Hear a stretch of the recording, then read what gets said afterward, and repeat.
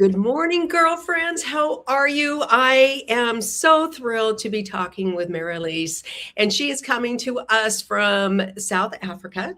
And she has this beautiful resource that we're going to walk through today called Roar for More.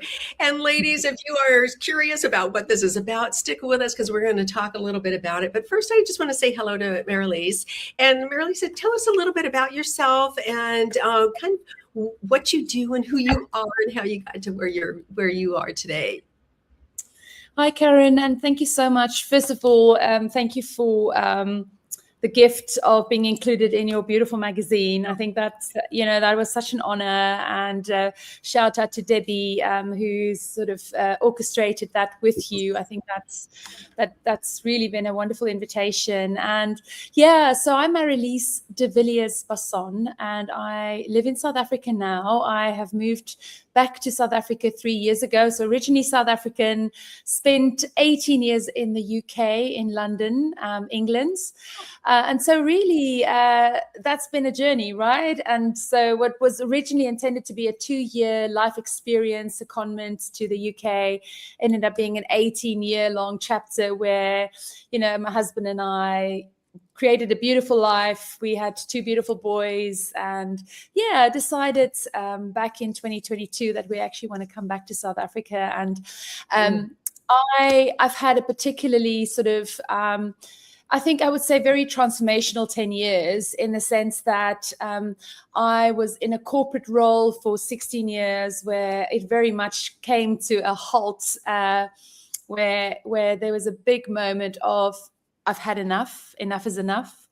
And, realizing that I was not going to fit into this square peg round hole situation. So I really tried so hard to fit in, to climb the corporate ladder, being successful on paper, but really also feeling very empty inside. And when I stepped away, and this was mainly because of a bully in the workplace, so I was subjected to workplace bullying, and that was actually why I wrote it Roar, the first book, back in 2019, because I wanted to raise, and I'll show you quickly the book. Yes. So I wanted to raise awareness of workplace bullying and sort of shine a spotlight on this kind of silent epidemic. And I didn't think I would ever go and write a second book, but I'm about to publish MOAR, which is the second book, and it's not actually this is not in print yet. It's just a cover that I've created just to show people what it's going to look like. Doesn't that make you feel good, though, to be able to have that voice like that and to share that with women? Honestly, and today is particularly significant because I just signed off, like half an hour ago, I signed off the final paperback to go to the printers, to be uploaded onto Amazon. So it is a very, very, thank you. It's a very big moment for me today. And so the second book is more holistic. It's more holistic about work well-being, and it's about your hero's journey. And it's very much about, we're all on a hero's journey, and we all spend so much of our life working. So we might as well make it magic. And it starts with you. So we talk about the inside out transformation. So Roar for More are actually from my 2 books. And it's really the Roar for More hero's journey. So the Roar methodology, which we'll dive into a little bit more in this conversation, but really in our quest for more, we have to roar every step of the way. So we've got to find our roar every step of the way. And that's essentially, in a nutshell, what it is all about. So capturing sort of the last 10 years of my life and my journey and sharing it with my audience. Yeah, Marilise, there's so much to what you said, because there's so many. I get up one and go, yes, I can relate, because there's so many pieces in our lives that we share as women. Whether you were corporate or entrepreneur, maybe a stay-at-home mom, a lot of those experiences are the same. And I was going through the exercise earlier this morning, and I just thought, gosh, there's so many situations in your format in that we'll walk through that can relate to different parts of our lives. And what if we could take just one simple thing and apply it in all these different areas? And I think that's what I personally got out of it. I thought, wow, this is really easy. I could really apply this. And how many women really need to step into their own and have a voice? Yes, absolutely. Yes. Yeah, and step into that power, because we're so often taught that, oh no, we just have to be quiet. We just have to let that person do that, or whatever, rather than trying. But sometimes communication can get so confusing. And so Yeah. what's a way that we can productively and positively have a voice? I think for me, the big shift came when I realized how much I was trying to please everybody every day. It was like this whole, like, I was this people pleaser. I was, like, I sometimes refer to myself as a recovering perfectionist, so it's kind of all the P's around, what am I trying to prove, what am I trying to perfect, what am I trying to protect, who am I trying to please, and it's all coming from that really kind of place of we just do not feel enough, and that sort of used to be my narrative around, never enough, not pretty enough, not smart enough, not thin enough, fill in the blank. And I think that's what I think a lot of women really grapple with. And I think this whole conversation about self-worth and you are worthy and, having compassion and self-love is such an important conversation. And how do we balance that? Because the whole MOAR framework paradox is about, we are meant for more. We are, as entrepreneurs, as corporate executives, as mothers, we have a desire for more. And it's important that we strive and that we go for that more.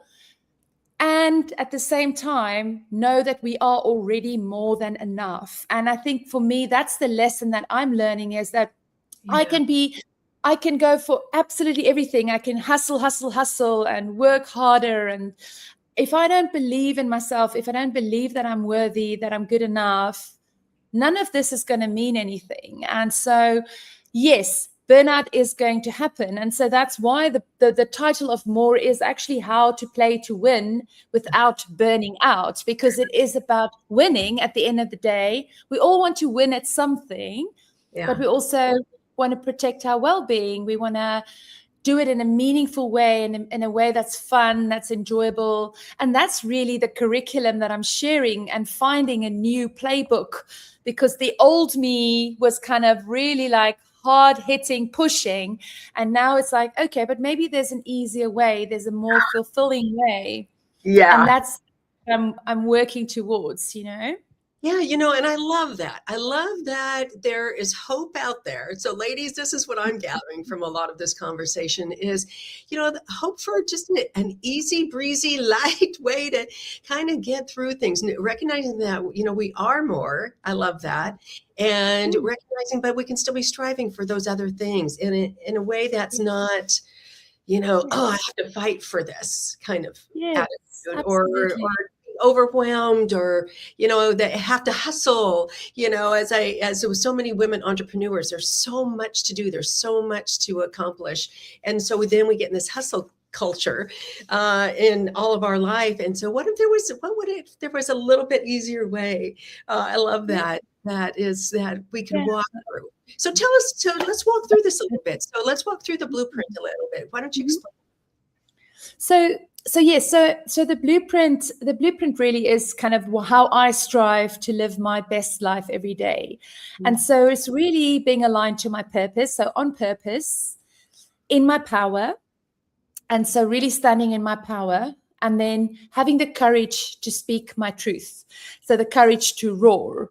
And then roar is a 4-step process for having courageous conversations. And I think that for me, and I think you've alluded to the 4 steps. So roar, it actually stands for recognize, observe, assert, and redirect. And the beauty of that is it applies 2 ways. It applies with the conversation you're having with yourself, catching that negative thought or that old story or that limiting belief, and really challenging, catching it, staying with it. So recognize and observe is about actually staying with it. Don't kind of push it away, or I don't want to think about it, or it's too hard, or, just stay with it, stay present with it. And that's what the recognize and observe is kind of regulating yourself around it, allowing yourself to feel it, and then to reframe that conversation with yourself. So then have an assertive conversation to say, actually, you know what, this is not true. And this is the new narrative. This is the new story. And then moving forwards with a more empowered narrative. So it applies to how you speak to yourself. And it also applies then to, and initially when I created this process, it was to navigate conversations with bullies, and specifically people in the workplace who are bullying other people. So the original format of ROAR was designed to have the courageous conversation with someone else. So it only really evolved after I published a book into, okay, actually it's a conversation with myself as well. So that was a really cool gift that came from it. Yeah, so the same thing apply. Yeah. Yeah. Excuse me. So I want to just pause for a moment, because before we go on, I would love to let's show an example, maybe an example of a life situation, something that you have to have maybe an internal conversation with yourself about. Is there something that you can think of that you could kind of just take us through the little steps there? Yeah. So there are so many conversations, but I think let me go into sort of the conversation I'm having the most with myself at the moment. So I'll be vulnerable here with you. But it's really this idea that whenever I do something big, like publishing a book, which is 2 weeks away, I have this compulsion to self-sabotage, to make myself small, to really convince myself that this is not good enough. Ultimately, I am not good enough, So I think I still have layers and layers and layers to shave away of this kind of old story, which is really rooted in trauma, childhood trauma, and I won't necessarily go into that detail right now, but recognizing where it's from. So for me, the recognize starts with recognizing when you're having this very deeply rooted pattern, an inherited pattern. And so I've done a lot of work over the last few years. So I also understand where that narrative is coming from. Mm-hmm. So the self-awareness is the start. It starts with that self-awareness and that recognition that you're actually having that pattern and where it actually is rooted from.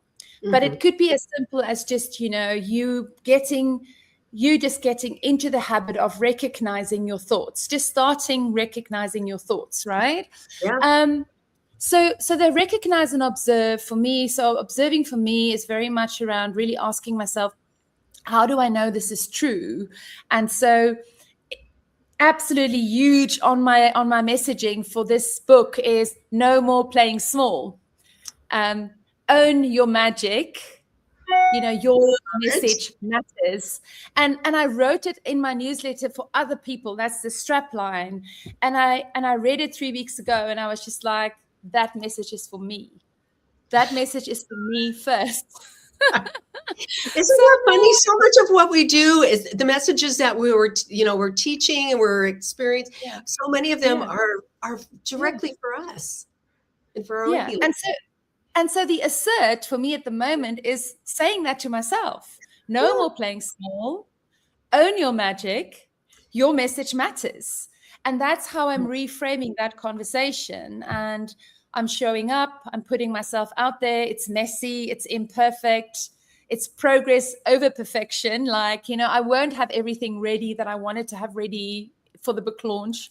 And that's okay, because it's only really the book launch. There is so much more that's going to happen after that. And it's the years and the unfolding and that sort of trust that, we are exactly where we're supposed to be. And in the end, it all works out, so I had to have a really hard conversation with myself, and I'm buckling a lot at the moment. I'm not going to lie to you.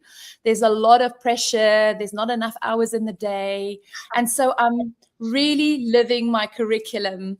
And so the 3 words that I've created around this more sort of fun, easy way of being is present, peaceful, and powerful. Oh, I love So that.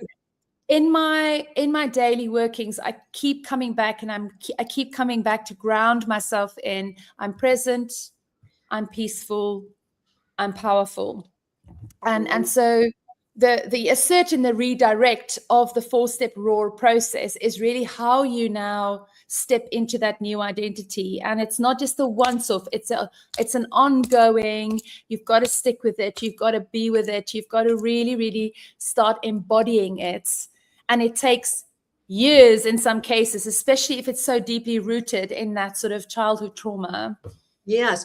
One of the things that I think that I'm hanging on to is, as you walk through an exercise like this, and you're not just saying it, walking through it, but if you also write it, and then you repeat it back to yourself. So like your words, saying those back to yourself. What if you had a little reminder, every day at noon or something, you're reminding yourself and sending yourself some kind of reminder or something to say those words, to just, as you're talking about this, is something that came up for me is doubting my own words. Sometimes I doubt my decision making. And I thought, gosh, if I had a couple words, because as you walk through that process, like you said, you're reframing it, and that peaceful, walking into something peaceful, owning my own decisions, those kind of things. I thought, oh, what if I just had those words and just to remind myself, because then it almost feels like, as you're talking through it, that you're snipping the emotion away from the thought. 100%. And I think that is so important, because yes, it's important to feel all the feels, and I'm a big advocate of feeling it. And that's what the observation step is all about, is sitting with it and allowing it. But it's also allowing it almost like imagining the thought as a cloud sort of passing, right? But there's also a moment where you've just got to have a little tough love with yourself and just say, stop it.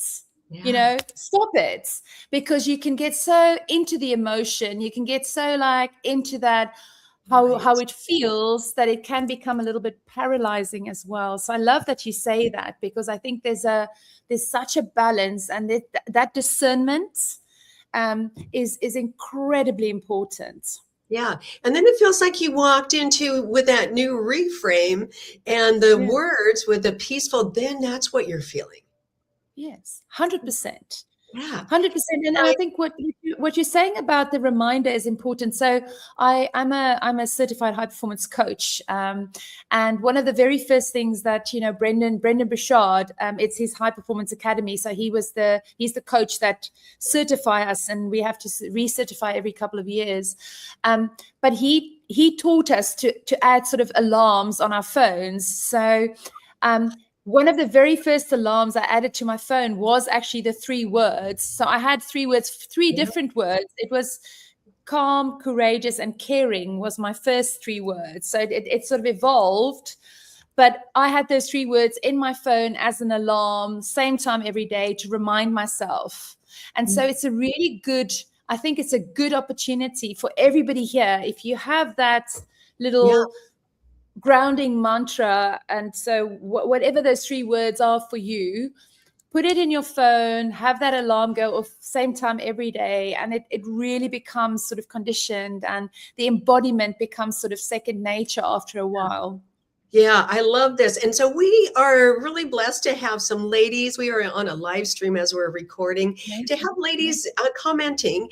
And so I would love to hear from Jenny, Debbie, Shannon, Nicole, and some of the other ladies here. What's maybe one word that comes to your mind that you would want to feel? I mean, when you said peaceful, I know that's one of my words, and present. And because that's kind of where I'm at. I've got so much. Sometimes when you've got a very full life, you got all these things. Sometimes that's all you can do is to be present, and to be in that moment to get things done, because otherwise it's so overwhelming. And so for me, that really struck a chord with me. And I just love peaceful. I love light and breezy. Light and breezy is kind of my little phrase. So let's make it light. I love that. Light and breezy.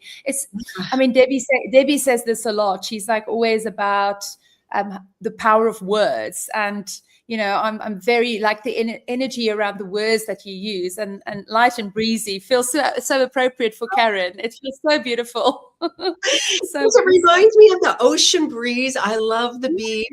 When I'm at the beach, it is calming. It's beautiful, and I feel like I'm in my power. I'm in my space. I'm playful. It's all these good things. Yes, and so if the ladies I'd love to hear maybe a word that they would love to be feeling. Maybe they're thinking of a situation or something that maybe they're walking through, whether work, business, life, whatever. But what's maybe one word that comes?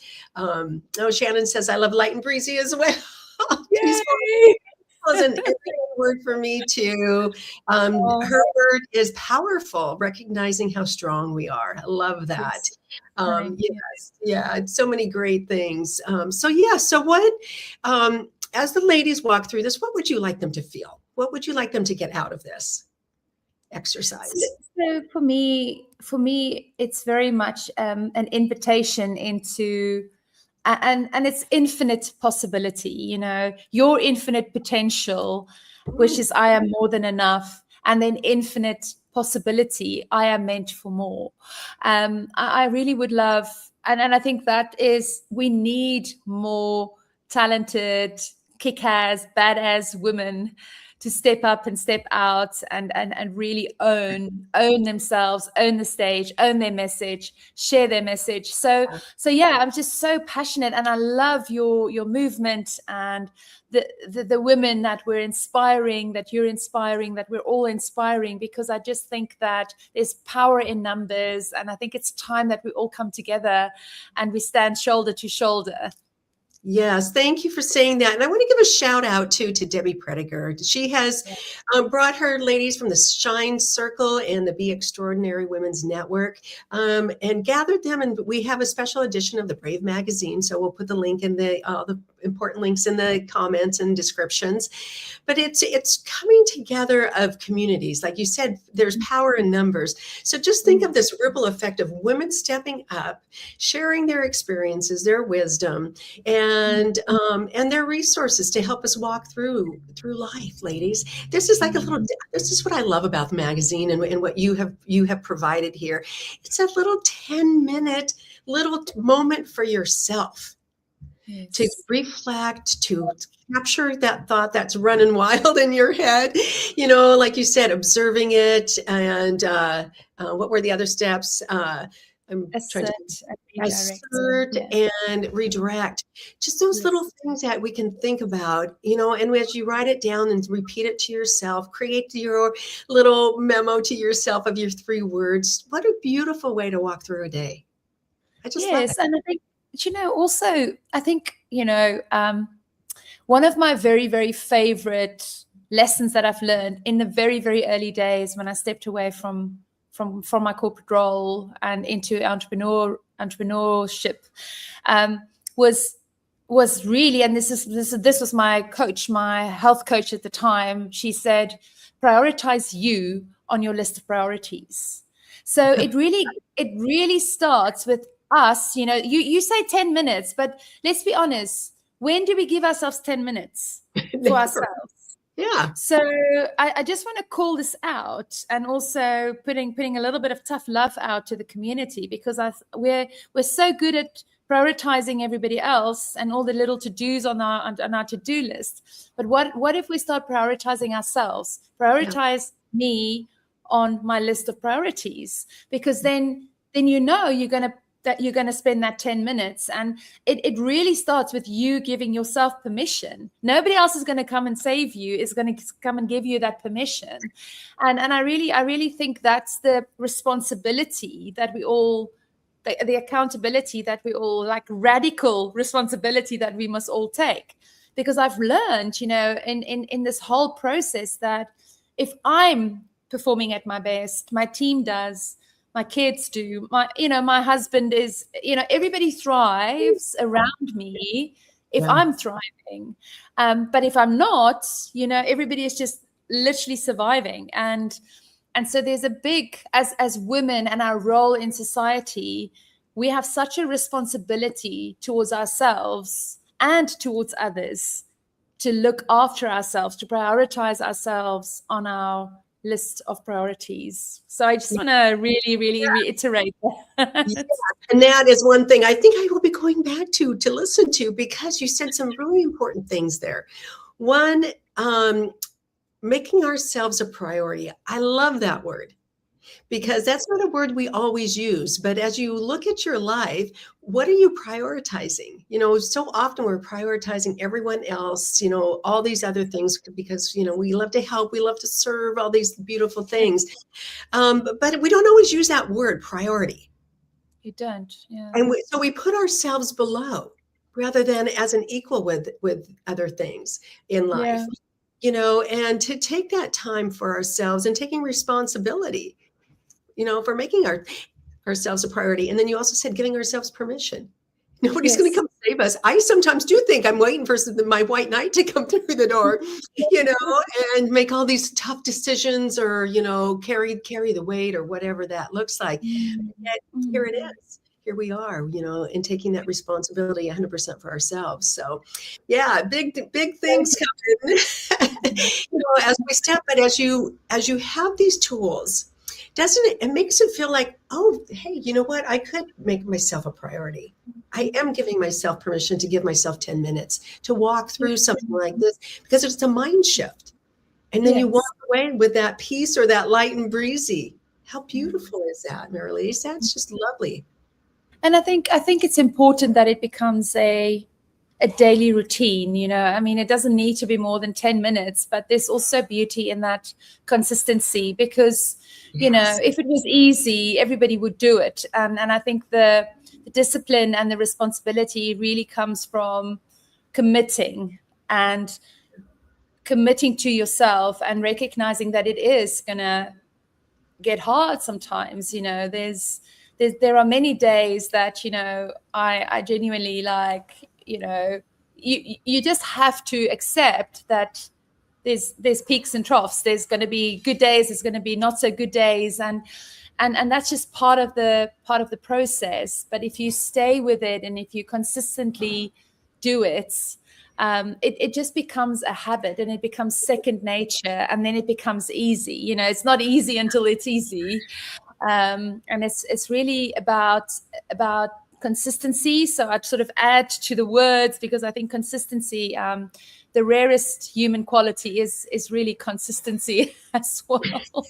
Yes. So late experience. Yes, I know it is hard. Consistency is difficult. So I'm going to put this little challenge out to our listeners. So we have now, as we are recording, we have 4 issues of the Brave magazine. Each issue has about 10 to 12 little, some are even less than 10-minute little exercises, like Marilise has done. Go flip through there, find one each morning. Just something for yourself. Grab your coffee, your tea. Give yourself permission to spend just a little bit of time on you. And because it also feels like you've got a girlfriend with you sitting there, because she's walking you through this little exercise. And one of them is a conversation with a friend. One is a habit stacker, so how to do that consistency and add something each day. So there's all these little fun little things. And some of the ladies have also offered a little link to schedule a time to walk through the little exercise if you want to explain it, to explain your situation in that little resource that they give. So ladies, know that you are not alone. That's what I want you to know. You are not alone. You don't have to do this by yourself. Marilise is right there. She's in this beautiful community of Shine, and where they're lifting women up and doing all these beautiful things and connecting. Marilise, thank you so much for coming and sharing with us. This is definitely one I'm going to be re-listening to and walking back through. So any parting words as we close off? I mean, it's so important, I think, that we, we really have grace with ourselves, and I think for me at this particular moment in time, it is so prevalent. I sort of I was reading my manuscript earlier, and I literally had tears in my eyes because it's like I just couldn't believe. And it's a combination of emotional and tired and all these beautiful things, but it is really the grace with ourselves, having grace. And I mean, it's genuinely me saying it to myself first. We're all in this together. And I love just to leave you with this absolute reassurance that you are not alone. And I think that for me is what I always come back to when I have this beautiful community and I can tap into this beautiful, energy of this amazing community. And that for me is something that I always come back to. You are not alone. You are not alone, ladies. Give yourself a hug, and then you switch your arms the other way, because then it feels like a girlfriend's giving you a hug. So we love you. So true. And this was such a fun conversation, Marilise, and thank you for joining us today. Oh, thanks, Karen. I really loved it. Take care. You too.